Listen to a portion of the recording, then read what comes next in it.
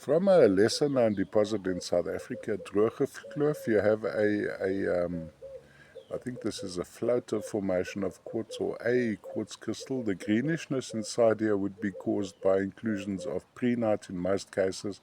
Mind you, in some cases I found the likes of epidite included as well. Little bit of feldspar in the backtop. So now we're having a look at the one face.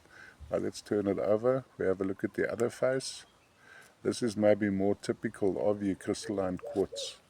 A sort of abstract quartz with a lovely undertone of green, inclusions of something between prehnite and epidite inside these quartz crystals. Lovely forms, lovely luster, all the way from South Africa. The droge kloof, which means the dry valley or dry